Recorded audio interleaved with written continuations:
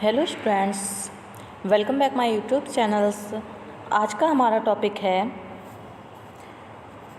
Elegy written in a country churchyard. ये एक elegy है जो कि थॉमस ग्रे ने लिखी है।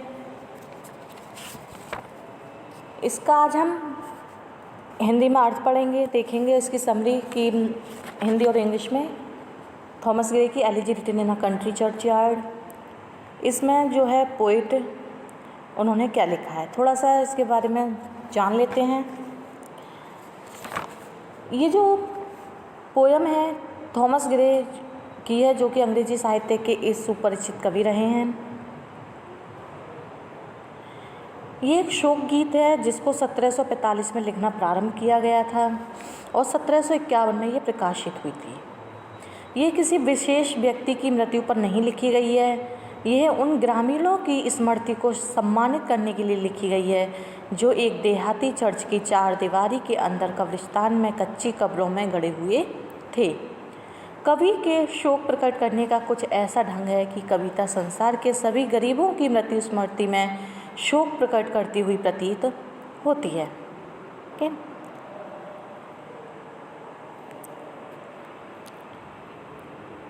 चलिए इसकी थीम पढ़ते हैं। क्या है?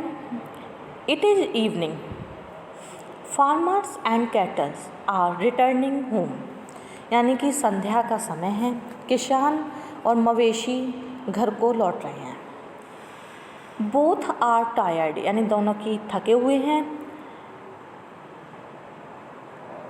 But from the mode of walking of the farmer it is clear that he is much tired.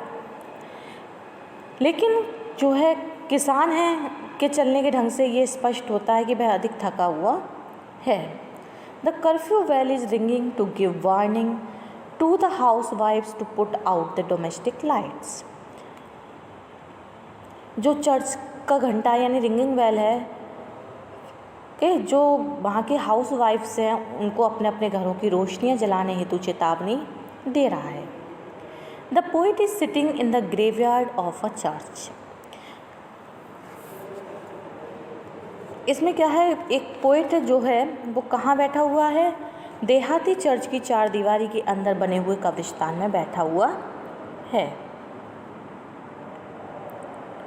He is all alone, वो अकेला है। Slowly and gradually the darkness is spreading all around, धीरे धीरे उसके चारों ओर अंधकार बढ़ता जा रहा है। In the graveyard the atmosphere is so many silent. जो कब्रिस्तान का वातावरण है वो कैसा है? सीरियस है और शांत है। This solemn silence is occasionally disturbed by the humming sound of cattle and by the tinkling of the bell of the half-asleep cattle in the distant cattle sheds when they move their heads। ये जो गंभीर शांति है और जो कभी कभी मवेशियों की भनभनाती आवाज़ है, या फिर जो कुछ दूर स्थित कैटल शेड हैं, शेडों में अल्पनिंद्रित पशुओं के गले में बंधी हुई जो घंटियों की आवाज़ है, उनको सिरों के हिलाने से उत्पन्न होती है। और इससे क्या होता है, जो कवि है जो बिल्कुल अकेला शांत बैठा हुआ है उसमें बाधा उत्पन्न पहुंचाती हैं। इट इज़ नाइट, रात्रि का समय है। The poet is still sitting in the church yard all alone, कवि जो है वो अभी भी चर्च यार्ड में यानी कब्रिस्तान में अकेला बैठा हुआ है। There is complete silence in the atmosphere, और जो वहाँ का एटमॉस्फेयर है, वातावरण है, वो पूरी तरीके से शांत है। But this silence is sometimes disturbed by the hooting of the owl, लेकिन ये शांति जो है कभी कभी उल्लू की आवाज़ से भंग हो जाती है। The poet thinks that the owl hoots because it is complaining to the moon of some traveller or passerby who has disturbed his peace। कभी सोचता है कि उल्लू इसलिए बोलता है क्योंकि वह चंद्रमा से उस पथिक की शिकायत करता है जिसने उसके घोंसले के समीप से गुजरकर उसकी शांति को भंग कर दिया हो।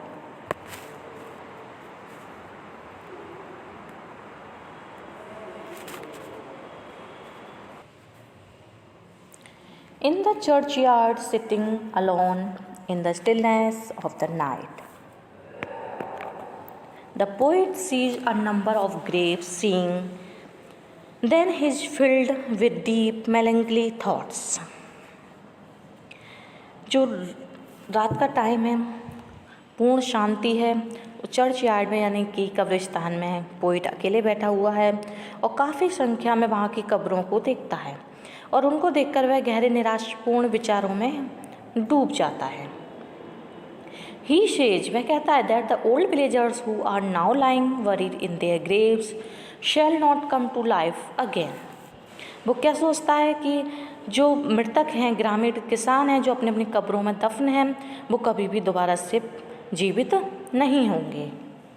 He thinks that the peasants get up very early generally. वो कहता है कि सोचता है कि किसान जो है बहुत ज़्यादा अर्ली मॉर्निंग जगते हैं, but those buried rustics will never wake up again, लेकिन वो अब इतनी गहरी नींद में सोए हुए हैं कि वो दोबारा से कभी भी नहीं जगेंगे।